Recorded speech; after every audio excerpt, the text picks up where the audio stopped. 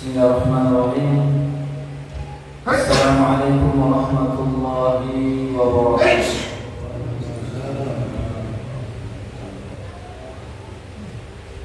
Alhamdulillahirabbil alamin. Wassalatu wassalamu ala asyrafil anbiya'i wal mursalin wa ala alihi wa sahbihi wa man sara ala nahjihi wa qadafa atharahu ila yaumiddin. Amma ba'd. Bapak-bapak hadirin kaum muslimin jamaah salat maghrib dan isya yang senantiasa dirahmati Allah. Pertama-tama kita senantiasa memuji Allah Subhanahu wa taala dan bersyukur kepadanya atas segala limpahan rahmat dan hidayahnya sehingga kita dapat dikumpulkan oleh Allah Subhanahu wa taala di rumah Allah dalam rangka menjalankan kewajiban kita salat maghrib secara berjamaah, kemudian dilanjutkan dengan salat isya secara berjamaah pula insyaallah. Salawat dan salam senantiasa tercurahkan kepada junjungan kita Nabiullah Muhammad SAW beserta keluarga dan para sahabatnya, para pengikutnya yang tetap setia berpegang teguh kepada sunnah-sunnah beliau dan para sahabatnya hingga hari kiamat kelak. Amin ya rabbal alamin. Ikhwatal Islam, a'azakumullah. Pembahasan kita pada malam hari ini sebagaimana yang sudah kami sampaikan pada pertemuan sebelumnya, bahwasanya kita belum memasuki tentang pembahasan fikih. Ya, kami mengkaji dulu ya kitab ini ya, tentang kitabul ilmi, kitab tentang ilmu, seputar ilmu. Ya, tentang definisi ilmu, tentang dalil-dalil tentang ilmu, kemudian keutamaan ilmu, kemudian adab-adab bagi penuntut ilmu, kemudian faktor-faktor yang memudahkan kita dalam menuntut ilmu, kemudian hal-hal yang mesti kita tinggalkan ya dari seorang penuntut ilmu. Begitu juga yang berkaitan tentang sebab-sebab perbedaan pendapat para ulama. Ya, ini kami anggap penting untuk kita bahas. Dan setelah itu kita akan masuki tentang pembahasan masalah fikih. Ya, baik, kita langsung saja. Ya, yang saya baca ini, yang saya akan jelaskan adalah buku yang berjudul Kitabul Ilmi, kitab tentang ilmu, yang ditulis oleh salah seorang ulama besar dari Saudi Arabia yang bernama Fadilatul Syekh Muhammad bin Shalih Al-Utsaimin rahimahullah ta'ala. Semoga Allah merahmati beliau. Ya, beliau ini meninggalnya sekitar tahun 2003. Ya, sekitar 22 tahun yang lalu. Banyak karya-karya beliau, ya, di antara ini Kitabul Ilm. Ya, baik. Pada pasal yang pertama, di sini dijelaskan tentang definisi ilmu. Apa itu ilmu? Ya, ilmu itu adalah lawan dari al-jahlu. Al-jahlu artinya kebodohan. Jadi ilmu itu lawannya bodoh, kebodohan, ketidaktahuan. Itu lawan dari ilmu. Ya. Yaitu ya secara bahasa ya adalah mengetahui sesuatu, ya, mengetahui sesuatu dengan pengetahuan yang kuat, ya, mengetahui sesuatu dengan pengetahuan yang kuat, itu dinamakan ilmu. Tapi kalau kita mengetahui sesuatu dengan pengetahuan yang tidak kuat atau ragu-ragu atau sangkaan itu belum lagi dikatakan ilmu. Iya. Harus pengetahuannya kuat. Iya. Kemudian yang dimaksud oleh Syekh dalam pembahasan kitab ini tentang masalah ilmu adalah ilmu syariat. Ya, jadi kita punya ilmi di sini Syekh membahas tentang ilmu syariat. Ilmu kan banyak Pak ya. Ilmu ini banyak Pak. Ya. Ada ilmu tentang masalah kedokteran, masalah fisika, kimia, ilmu sosial, itu ilmu juga. Tapi yang dibahas di sini adalah ilmu syariat yang dimaksud.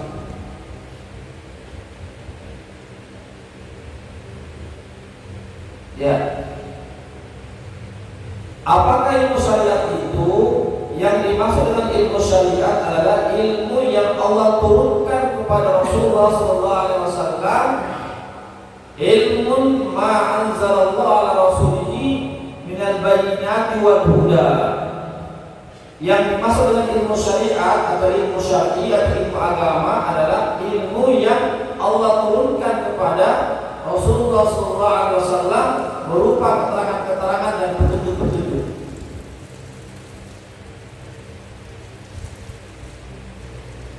Ya, itulah yang dinamakan dengan ilmu syar'i. Ilmu yang Allah turunkan kepada Rasulullah, tentu perantara malaikat Jibril, yang berupa apa? Al-bayyinat, keterangan-keterangan dan petunjuk-petunjuk.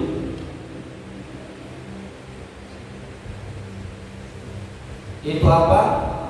Yaitu Al-Quran dan Sunnah Rasulullah SAW. Ya, Al-Quran dan Sunnah Rasulullah SAW. Ya, di situ ada keterangan-keterangan, petunjuk-petunjuk, ya, keterangan-keterangan, petunjuk seperti apa tentang petunjuk sholat, petunjuk zakat, ibadah haji, umroh, ya, kemudian ibadah-ibadah yang lainnya, keterangan-keterangan tentang halal, haram, perintah, larangan. Itulah ilmu. Itulah ilmu syariat. Jamaah sekalian. Kemudian ilmu yang dipuji, yang mendapatkan pujian oleh Allah Subhanahu wa taala adalah ilmu syariat. Ya, jadi ilmu syariat itulah ilmu yang dipuji oleh Allah Subhanahu wa taala. Ilmu yang Allah wahyukan kepada Rasulullah sallallahu alaihi wasallam. Itulah ilmu yang mendapatkan pujian dari Allah Subhanahu wa taala. Sebagaimana hadis Rasulullah sallallahu sallallahu alaihi wasallam dalam hadis riwayat Bukhari dan Muslim, "May yuridillahu bi khairan yufaqihu fid din." Barang siapa yang Allah kehendaki kebaikan kepadanya, maka Allah berikan pemahaman agama kepadanya. Ya. Jadi kalau Allah Subhanahu wa taala inginkan kebaikan kepada kita, maka Allah Subhanahu wa taala memberikan pemahaman agama terhadap kita, atau memberikan pemahaman kepada kita terhadap agama kita. Dan Nabi bersabda, "Innal anbiya lam yuwarithu dinara wala dirhama, wa inna ma warasul ilma, faman akhadahu bihadhin ghafir." Ini juga hadis yang sahih yang diriwayatkan oleh Imam Bukhari dan yang selainnya. Nabi bersabda, sesungguhnya para nabi tidak mewariskan harta benda, tidak mewariskan dinar atau dirham, akan tetapi mereka hanyalah mewariskan ilmu. Siapa yang mendapatkan warisan tersebut, maka dia telah mendapatkan warisan yang banyak. Jadi jemaah sekalian, ya, jadi ilmu itu adalah warisan, warisannya para nabi. Dan siapa yang mewarisi ilmu itu, maka dia telah mendapatkan warisan yang banyak. Jemaah sekalian,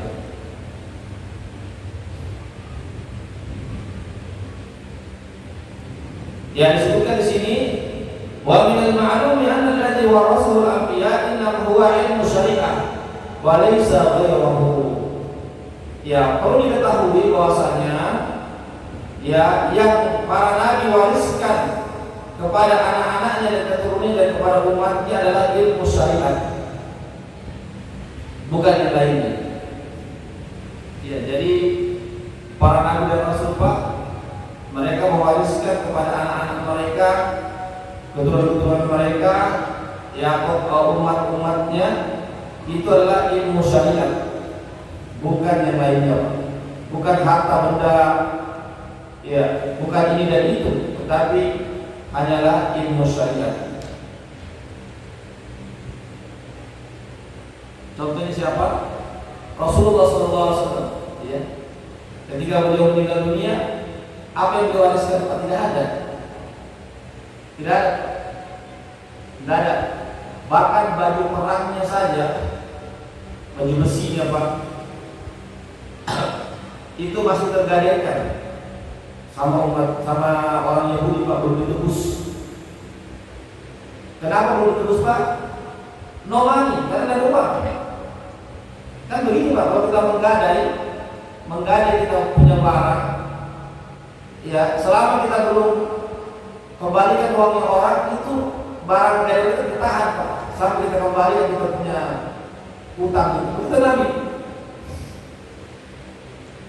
Ya, jadi Nabi itu pernah berutang. Berutang berapa? Bukan beli ini beli itu, tidak, untuk makan sehari-hari dari makanannya Pak. Iya, saya berapa itu berapa? Itu gandum ketika itu Pak. Ya, gandum Pak. Dia beli gandum supaya dia bisa dapat gandum, supaya dia bisa makan, dia gadaikan itu barang gadaian agar dia bisa membeli gandum. Kan makanan orang Arab itu kan gandum Pak, bukan beras. Saya kurang tahu tepat itu berapa liter itu. Yang penting dia gadaikan itu Pak, baju besinya Pak. Sampai meninggal dunia belum ditebus. Itu menunjukkan bahwasanya belum bisa dibayar. Iya, sebenarnya Nabi gampang saja kalau berdoa, ya Allah. Iya. Karena doanya para nabi itu mustajab. Ya, Nabi gampang saja minta kepada sahabat-sahabat, misalnya sahabat itu saya ingin dari uang ini. Tapi Nabi tidak mau. Nabi pilih dia bersabar. Ya, jamaah sekalian. Ya, jadi yang saya mau stress di sini bahwasanya para nabi itu Pak, mereka hanyalah mewariskan ilmu Pak. Iya. bukan harta benda. Ikhwatul Islam, azzakumullah. Ya. Ya, jadi inilah warisan yang terbanyak, terbesar Pak, adalah ilmu syariah. Ya. Jamaah sekalian. Kemudian ketika Nabi datang ke kota Madinah, maka Nabi mendapatkan penduduk Madinah Pak, sebagaimana disebutkan dalam kitab ini, itu kebiasaan mereka itu Pak, melakukan mengawinkan itu pohon-pohon kurma. Ya, mengawinkan pohon-pohon kurma Pak, supaya cepat cepat berbuah. Kemudian kata Nabi, kenapa kamu lakukan demikian? Kamu capek-capek sampai mengawinkan itu pohon kurma. Biarkan saja dia tumbuh dengan sendirinya, namun dikawinkan. Ya, maka sahabat pun meninggalkan itu Pak, tidak mengawinkan itu pohon kurma. Akhirnya apa yang terjadi? Ya, yang terjadi akhirnya pohon kurma itu rusak. Ya, artinya tidak berbuah. Ya, maka sahabat pun semacam menyampaikan kepada Nabi. Ya, sahabat kan mengikuti arahan Nabi. Ya, tidak perlu mengawinkan, tetapi justru kurmanya semakin tidak baik. Ya. Kemudian apa yang terjadi? Akhirnya kurmanya pun rusak. Maka Nabi pun mengatakan kepada mereka, antum a'lamu bisyu'uni dunyakum. Kalian lebih mengetahui daripada saya tentang perkara-perkara kalian, urusan-urusan dunia kalian. Artinya dalam masalah urusan dunia Pak, Nabi tidak tahu. Artinya Nabi bukan ahlinya di masalah-masalah dunia, termasuk dalam ini masalah pertanian. Ya, sahabat itu kebiasaannya mengawinkan pohon kurma, tapi Nabi katakan tidak usah. Iya. Tapi apa yang terjadi justru pohon kurmanya ya tumbuhnya tidak bagus, hasilnya tidak bagus. Ya, akhirnya Nabi mengatakan kepada mereka, ya masalah dunia kalian lebih tahu. Artinya kalau begitu ya lakukan kembali itu, melakukan perkawinan itu silakan. Dalam riwayat yang lain disebutkan Nabi menyambung perkataannya, dalam urusan dunia kalian lebih tahu daripada saya. Adapun masalah akhirat kata Nabi, saya lebih tahu daripada kalian. Itu Pak. Ya. Di zaman Nabi kan Pak, tidak ada internet, tidak ada pesawat, tidak ada mobil Pak. Tidak ada lampu begini Pak, listrik tidak ada zaman Nabi Pak. Di zaman itu masjidnya dari lampu-lampu dari tembok, lampu-lampu yang ditempel di tembok itu dari minyak-minyak.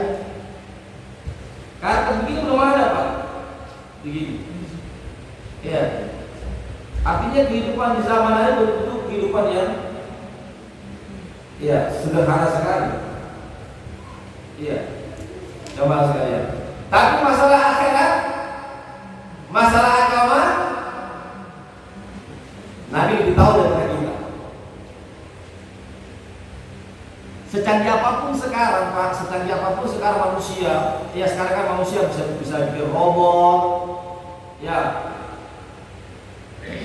Sekarang kan di zaman sekarang ini kan Pak maju dalam sisi teknologi ya, dari sisi teknologi kita maju.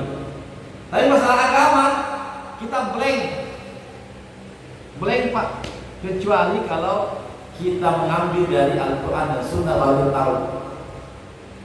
Jamaah sekalian. Makanya kata Nabi, dalam urusan kalian lebih tahu. Masalah penyerbukan, masalah perkawinan, masalah pertanian, Nabi tidak tahu masalah itu. Iya, karena Allah memang tidak ajarkan masalah itu kepada Nabi. Yang Allah ajarkan adalah ilmu syariat, bagaimana sholat yang benar, bagaimana puasa, bagaimana zakat, bagaimana haji. bagaimana. Itu yang Allah ajarkan kepada Nabi. Allah telah mengajarkan bagaimana cara membuat palu basah, bagaimana cara membuat ini dan itu, membuat konro. Allah telah ajarkan kepada Nabi semua. Iya, bagaimana cara membuat rumah, tidak ada. Yang Allah ajarkan kepada Nabi adalah bagaimana manusia itu tahu tentang mana yang hak, mana yang batil, mana yang halal, mana yang haram. Itu yang Allah ajarkan kepada Nabi. Itulah persoalan akhirat. Jamaah sekalian. Ya, jadi kalau kita berbicara tentang persoalan akhirat, Ustaz, berarti apa bagiannya dunia, Ustaz? Kalau persoalan akhirat terus, akhirat terus. Apa bagiannya dunia? Kita kan tinggal di dunia, Ustaz. Jawabannya gampang sekali. Itu petani, Pak. Petani itu kalau dia menanam benih, ya akan tumbuh padi kan. Dan itu rumput, Pak, ikut juga. Rumput juga ikut kan. Tapi kalau petani tanam rumput, apakah padi itu tumbuh sampai kiamat dan tumbuh? Coba sekali-sekali kita eksperimen, cobaan. Tanam itu rumput sebanyak-banyaknya, tidak akan tumbuh padi. Tapi kalau kita tanam padi, benih padi akan tumbuh rumput, Pak. Artinya kalau kita paham akhirat, dunia akan mengikut. Itu maksudnya. Itu maksudnya. Contoh, kalau orang yang menjaga sholat sebaik-baiknya, Pak, maka dunia akan aman. Kenapa sekarang dunia, Pak, terjadi kerusakan, kebobrokan moral, kolusi, nepotisme, korupsi, kebejatan? Nggak tahu, Pak. Kita saksikan di media sosial, Pak. Nauzubillah min dzalik. Itu karena apa? Karena persoalan akhirat yang bermasalah kan? Karena persoalan akhirat itu bermasalah, Pak. Seperti apa? Akidahnya bermasalah. Bapak tahu, Pak, jamaah sekalian, ya Allah SWT menurunkan itu musibah-musibah, Pak. Iya, itu karena ulah tangan manusia. Allah mengatakan dalam Al-Quran, "Zaharal fasadu fil barri wal bahri bima kasabat aydin nas." Telah terjadi kerusakan di daratan dan di lautan, Pak. Tsunami, gempa bumi, paceklik, itu karena ulah tangan manusia. Maksudnya apa? Karena dosa manusia. Kenapa orang berbuat dosa, Pak? Berbuat maksiat? Karena akhiratnya bermasalah, karena agamanya bermasalah. Jamaah sekalian, makanya Nabi, Pak, diutus oleh Allah untuk memperbaiki akhiratnya manusia. Karena kalau akhirat kita baik, jamaah sekalian, maka dunia akan ikut. Kan sebagaimana saya katakan tadi, kalau kita menanam padi, rumput akan ikut kan, Pak? Para petani, Pak, pasti ada rumputnya. Tapi kalau kita nanam rumput sampai hari kiamat, Pak, tidak akan tumbuh padi. Kecuali kalau ada kemukjizatan. Itu kan impossible, sangat jarang sekali, Pak. Begitulah hadir. Kalau kita mempelajari akhirat, maka dunia akan aman. Bisa ditangkap, Pak, ya. Kalau kita belajar agama, Pak, dunia akan aman. Itu yang saya katakan tadi. Kenapa terjadi degradasi moral, keburukan moral, terjadi kerusakan di mana-mana. Itu karena agama bermasalah. Jamaah sekalian, agamanya bermasalah. Makanya Nabi, Pak, diutus oleh Allah khususnya di kota Makkah, jamaah sekalian, itu memperbaiki agama, keyakinan, keimanan yang ada pada orang-orang Arab pada saat itu. Jamaah sekalian, karena kalau orang dengan agamanya, Pak, kacau dunia, Pak. Kacau. Apa arti agama, Pak? Apa artinya agama? A itu artinya tidak. Gama artinya kacau. Artinya tidak kacau. Itu artinya agama, Pak. A itu tidak. Gama artinya kacau. Agamanya tidak kacau.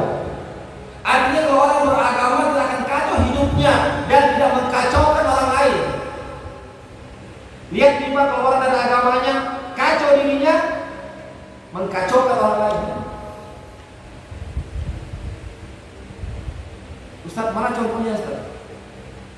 Iya, karena ada juga itu Pak gerakan namanya anti agama Pak. Nama ateisme. Pemahaman anti agama seperti orang-orang komunis itu kan anti agama Pak. Jangan sekali, orang komunis anti agama Pak. Dia bilang itu agama ibarat candu, ibarat morfin dia. Itu agama, morfin. Artinya itu nih membuat orang candu agama itu padahal tidak ada hasilnya. Artinya karena mereka tidak mempercayai namanya perkara-perkara yang gaib. Iya, orang yang dari agamanya Pak, nama ateisme, dia tidak percaya namanya azab kubur. Dia tidak mempercayai namanya hari kebangkitan. Dia tidak mempercayai namanya hari perhitungan. Dia tidak mempercayai namanya hari penimbangan amal. Dia tidak mempercayai namanya melintasi jembatan Pak. Dia tidak mempercayai namanya surga neraka. Yang dia yakini hanya kehidupan ini saya dunia saja. Kalau sudah meninggal, selesai urusannya. Selesai. Padahal tidak. Ada kehidupan yang baru namanya yang menunggu dia. Itu adalah kehidupan alam barzakh. Itu alam kubur. Jamaah sekalian. Alam kubur juga cuma dua, bahagia atau kita sengsara alam kubur. Kemudian setelah itu kita tahu berapa lama kita di alam kubur Pak. Iya. Sejak Nabi Adam Pak sampai sekarang itu berapa nggak tahu jutaan triliunan tahun Pak jaraknya. Saya bisa menghitung kira-kira jaraknya Nabi Adam ke kita Pak itu berapa triliunan tahun Pak. Nabi Adam saja hidup Pak kurang lebih 1000 tahun lebih umurnya Nabi Adam.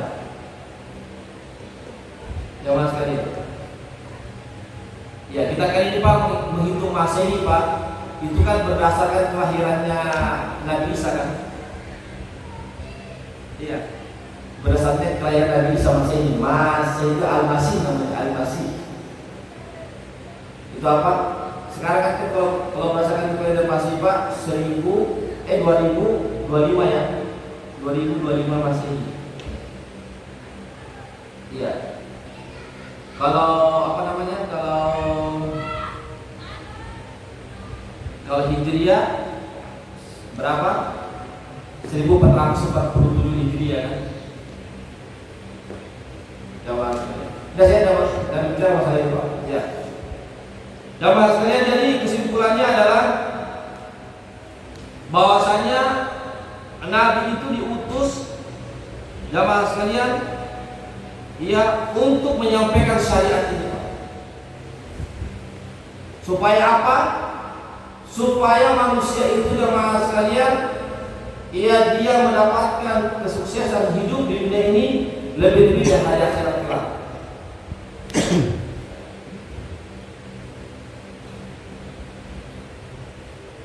Hadirin rahimakumullah.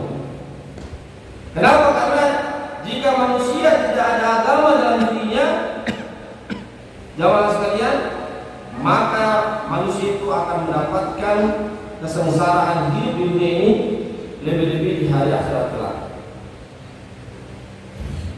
Jamaah sekalian. Ya, jadi adapun masalah-masalah dunia, silakan Pak kita berimprovisasi. Silakan kita berinovasi. Ya, buat ini, buat itu, silakan Pak.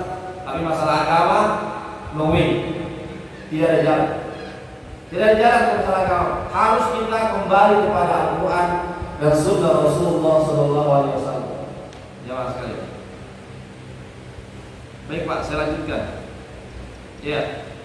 Kemudian jemaah sekalian, seandainya ilmu ya dunia tadi, itu namanya ilmu dunia Pak ya. Jadi Pak tidak bisa dipungkiri ada namanya ilmu dunia, ada namanya ilmu akhirat. Ustaz, kenapa melakukan dikotomi, pemisahan antara ilmu dunia sama ilmu akhiratnya? Kenyataannya begitu. Ilmu dunia tadi itu Pak, ilmu dunia tadi itu ilmu pertanian, itu ilmu dunia Pak, ilmu perdagangan, perekonomian, pertukangan, itu ilmu dunia Pak. Jamaah sekalian. Dan Nabi tidak tahu kan? Ya, Nabi tidak tahu cara ya. Allah tidak ajarkan Nabi, ya wahai Nabi, saya ajarkan kepada engkau bagaimana cara menanam pohon supaya bisa. Nabi tidak tahu Pak, Nabi blank. Sebagaimana kan tadi kisah yang saya jelaskan tadi kan, ketika Nabi hijrah ke Madinah, itu sahabat itu Pak, orang Makkah Pak, dia pekerjaannya Pak bukan bercocok tanam, bukan, dia pedagang. Beda dengan orang Madinah. Orang Madinah itu Pak, pekerjaannya adalah kebun. Iya, makanya orang Madinah tahu dia bagaimana cara berkebun yang baik, kebiasaannya. Kemudian Nabi datang ke kota Madinah. Kenapa kalian capek-capek melakukan penyerbukan, melakukan perkawinan? Biarkan saja itu dengan sendirinya. Nabi blank pernah tahu. Karena apa? Karena di kota Mekah Nabi tidak pernah melakukan demikian. Dan Allah juga tidak pernah ajarkan kepada Nabi cara bagaimana bertanam yang baik. Tidak ada. Silakan kita buka ayatnya atau hadisnya. Nabi, Allah tidak pernah mengajarkan Nabi bagaimana cara membangun rumah. Nah tahu Nabi tidak tahu bagaimana cara membangun rumah yang bagus. Tidak tahu Pak. Silakan kita buka ayatnya Al-Quran atau hadis dari Pak. Tetapi Allah ajarkan Nabi tentang masalah akhirat. Jemaah sekalian. Berarti ini menunjukkan bahwa saja ilmu itu terbagi dua. Ada ilmu dunia, ada ilmu akhirat. Kenapa kita perlu ilmu dunia? Ya, jemaah sekalian. Kenapa kita perlu ilmu dunia? Apa ilmu dunia itu tadi? Bagaimana cara bercocok tanam, bagaimana cara mencari cara bekerja, bagaimana cara membuat ini dan itu. Kenapa Pak? Ya karena kita tinggal di dunia, butuh namanya pekerjaan-pekerjaan. Jamaah sekalian. Tapi yang namanya ilmu akhirat.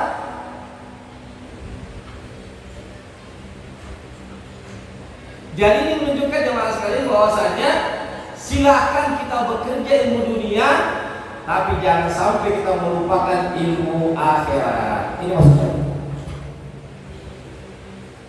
Ya, karena kan tidak semua orang tua pekerjaannya sama kan?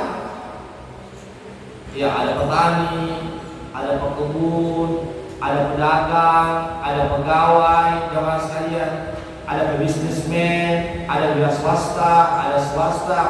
Itu namanya ilmu dunia. Silakan kita pelajari Pak, ilmu dunia.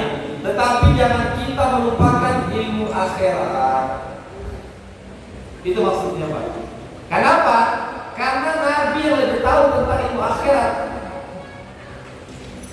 Jamaah sekalian, karena Nabi lebih tahu tentang ilmu akhirat daripada kita. Adapun ilmu dunia Pak, kita lebih pandai daripada Nabi. Ya, contohnya apa? Ya sekarang ini Pak. Sekarang ini ada HP. Di zaman Nabi ada HP Pak. Nah, sederhana sekali hidup. Di zaman Nabi Pak, hidup orang sederhana Pak. Iya. Sangat sederhana sekali. Coba sekarang Pak, kalau seandainya kita tidak punya HP Pak, coba kalau kita tidak punya HP Pak, pasti kita susah Pak. Karena HP sekarang itu sudah masuk kebutuhan pokok. Saya yakin Pak, kita semua di sini punya HP. Saya yakin Pak, bahkan anak-anak kita Pak, masing-masing punya HP. Di zaman Nabi tidak ada Pak, tidak ada HP. Jawab sekali, sederhana sekali hidupnya. Tapi masalah akhirat Nabi tahu, makanya Nabi Allah ajarkan persoalan akhirat kepada mereka karena itu jauh lebih penting. Jamaah sekalian, karena persoalan akhirat itu jauh lebih penting, Pak. Cuma karena persoalan perkembangan zaman, akhirnya coba HP Pak, itu kan HP kan Pak mengalami perkembangan kan Pak. Dulu HP kita itu kan dulu kan masih telepon ya, telepon Pak, dulu masih telepon rumah dulu Pak, masih telepon rumah dulu. Iya. Kemudian kalau kita mau Pak, ada namanya dulu wartel ya, jadi ingat, saya masih ketemu kan di zaman wartel Pak, waktu saya masih kuliah. Kalau mau telepon orang tua supaya lebih lebih murah, kita datang itu jam 6 subuh. Di situ kita nelpon, masih kan Pak, masih di Jakarta kuliah. Iya, telepon orang tua di Kalimantan. Begitu Pak. Setelah habis zaman wartel Pak, ada tuh handphone yang besar Pak, besar handphonenya. Iya, pokoknya kalau masuk di kantong ini besar sekali Pak. Sekarang jamaah sekalian, semakin kecil dan semakin canggih Pak, namanya HP Android. Nah sekarang ini Pak, kita sudah bisa mengakses di mana-mana. Dulu kan serba, ya tentu dulu kita kan kalau mau ngirim surat Pak, telegram kan Pak, masih ingat ya? Siapa yang dapat zaman telegram? Surat kilat Pak, telegram itu Pak. Sekarang dengan chatting saja sampai chat. Dulu telegram Pak, kita mengirim nanti 2 hari 1 hari baru sampai surat kilat. Sekarang sudah dari itu Pak. Kantor pos sekarang sudah ditinggalkan Pak. Sekarang lewat chatting. Kita tulis langsung sampai. Jamaah sekalian. Iya, jadi sekali lagi yang saya mau tekankan di sini jamaah sekalian adalah bahwasanya ya silakan kita mempelajari ilmu dunia Pak. Tapi kata Syekh ini ada 2 syarat. Ilmu dunia Pak baru dipuji dengan 2 syarat. Kalau ilmu akhirat Pak ada syarat-syaratnya. Ilmu akhirat Pak, ilmu agama dipuji tanpa syarat. Ini bukan perkataan saya Pak. Silakan mulai di perkataan ulama. Sekali lagi Pak ya, yang sini sebutkan ya, jamaah sekalian. Idzan fa ilmu syar'i walladhi yakunu fis sana wa yakunu alhamdu li fa'ilihi. Ya, oleh karenanya ilmu syariat itulah ilmu yang dipuji oleh Allah, dan orang yang belajar ilmu syar'i, orang yang mengetahui ilmu syar'i pun dipuji oleh Allah. Jadi 2 Pak. Pertama, Allah memuji ilmu syar'i Pak, ilmu agama Allah puji tanpa syarat. Selama di ilmu agama Allah puji. Yang kedua, orang yang belajar ilmu syar'i atau orang yang memahami ilmu syar'i itu juga dipuji oleh Allah. Ya. Apa kata beliau? Walakinnani ma'a dzalika la unkiru an yakuna lil ulumil ukhra faidatan. Akan tetapi saya kata Syekh tidak mengingkari adanya ilmu-ilmu yang lainnya selain ilmu syar'i yang memiliki faidah-faidah bermanfaat, tetapi dia berfaedah dengan 2 syarat. Jadi ilmu dunia itu Pak, kata beliau, berfaedah, ada manfaatnya kalau ada terpenuhi 2 syarat. Itu apa? Yang pertama, jika ilmu itu membantu kita untuk taat kepada Allah. Contoh Pak ya, anggaplah kita pelajari ilmu ekonomi, ilmu pertanian, ilmu administrasi, akuntansi dan semuanya, tetapi ilmu itu tidak membantu kita untuk taat kepada Allah, maka ilmu tersebut tidak ada gunanya, tidak dipuji oleh Allah. Kenapa? Karena yang kita pelajari itu tidak membantu kita untuk taat kepada Allah. Ya, itu ini yang pertama, yang sambungannya adalah ya, ilmu itu bermanfaat, ada faedahnya bagi kita ilmu dunia kalau ilmu itu kita gunakan untuk membantu agama Allah. Ilmu yang kita pelajari ilmu dunia Pak, itu bermanfaat kalau kita bantu agama Allah. Jamaah sekalian, kita membantu agama Allah dengan ilmu tersebut, ilmu dunia itu Pak. Ya, kemudian yang kedua adalah jika ilmu itu bermanfaat bagi orang lain. Jamaah sekalian. Baru bermanfaat, Pak. Tapi kalau ilmu dunia yang kita pelajari tidak membuat kita taat kepada Allah, justru semakin jauh kepada Allah, tidak kita gunakan untuk membantu agama Allah dan tidak bermanfaat bagi orang lain, maka ilmu dunia ini, Pak, tidak dipuji oleh Allah atau tidak ada manfaat bagi kita. Dia sia-sia kita pelajari. Jamaah sekalian. Jadi hadirin, silakan kita mempelajari ilmu-ilmu dunia, tapi kita harus penuhi, Pak, dua, yaitu membuat kita semakin dekat kepada Allah dan membantu agama Allah. Yang kedua adalah ilmu tersebut bermanfaat bagi orang lain, Pak. Jamaah sekalian. Tentu selama itu ilmu kebaikan pasti bermanfaat, Pak. Tidak mungkin tidak bermanfaat kecuali ilmu sihir. Ya, ilmu sihir itu, Pak, itu ilmu juga. Ilmu guna-guna itu ilmu juga, Pak. Tapi itu ilmu yang tidak bermanfaat. Karena apa? Karena dia memudaratkan orang lain, Pak. Jamaah sekalian. Ya, jadi ilmu itu banyak, Pak, ya. Maaf, saya berbicara ilmu ini, Pak. Ilmu dunia itu banyak sekali, Pak. Ya, termasuk juga ilmu sihir, ilmu guna-guna itu ilmu juga. Tetapi ilmu itu bukan membuat dia taat kepada Allah, bukan dia memberikan manfaat kepada orang lain, justru dia semakin jauh dari Allah atau memudaratkan orang lain. Barangkali ini yang bisa saya sampaikan, jamaah sekalian. Ya, sekali lagi, Pak, silakan kita dengan profesi kita masing-masing, silakan kita bekerja dengan keilmuan kita masing-masing. Tapi sekali lagi, Pak, jangan lupa kita mempelajari ilmu syariat namanya. Ilmu agama ini penting. Apa ilmu agama? Ilmu akidah. Akidah harus kita pelajari, Pak, agar akidah kita benar. Yang kedua, kita pelajari ilmu fikih. Karena ilmu fikih itu maksudnya agar ibadah kita bisa benar dengan ilmu fikih itu maksudnya. Ya, yang ketiga ilmu tentang akhlak, agar bagaimana akhlak kita menjadi baik. Ini penting tiga, Pak. Ilmu akidah, ilmu fikih, dan ilmu akhlak. Jangan sekalian, bagaimana akhlak kita menjadi orang yang sabar, orang yang jujur, namanya, Pak, penyucian jiwa namanya, Pak. Ya, penyucian jiwa ini penting, Pak, supaya kita tidak sombong, tidak angkuh, ya, tidak tidak merendahkan orang lain, menjadi orang yang bersabar, amanah. Ini namanya ilmu tentang akhlak. Jamaah sekalian. Ya, barangkali yang bisa kami sampaikan terkait tentang penjelasan masalah ilmu. Sebelum saya tutup, barangkali ada yang mau bertanya. Silakan, Pak, mau bertanya.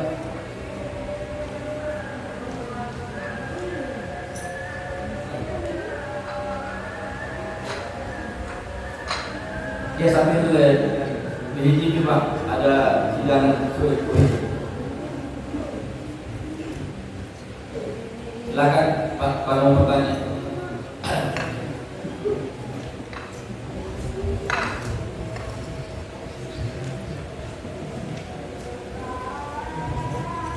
Selamat datang kepada Pak Asgar. Pak Asgar ini beliau muadzin dan imam ulil amri, Mas. Muadzin dan imam ulil amri, insyaallah. Maka saya katakan selamat datang anak masyarakat ke Masjid Al-Nisa.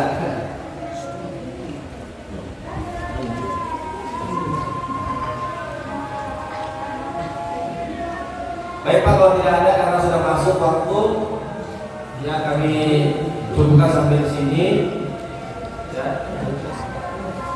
Perlu kami sampaikan bahwasanya yang mengisi kajian malam Ahad ini bukan saya saja. Insyaallah nanti ada juga Ustaz Rizky Fauzi dan Ustaz siapa, Pak? Sebenarnya Amrah, ya, Amrah, ya. Saya bertiga insyaallah akan berganti-gantian insyaallah. Iya. Sebenarnya malam ini bila ada Ustaz Rizky Fauzi, tapi karena beliau berhalangan saya menggantikan. Jadi insyaallah, Pak, ini kajian rutin, Pak, ya, setiap malam insyaallah. Demikian teman sekalian apa yang bisa kami sampaikan. Mudah-mudahan ada manfaatnya bagi kita semuanya. Yang benar dari Allah saja, yang hilaf masalah dari kami atau dari keluarga yang tersebut.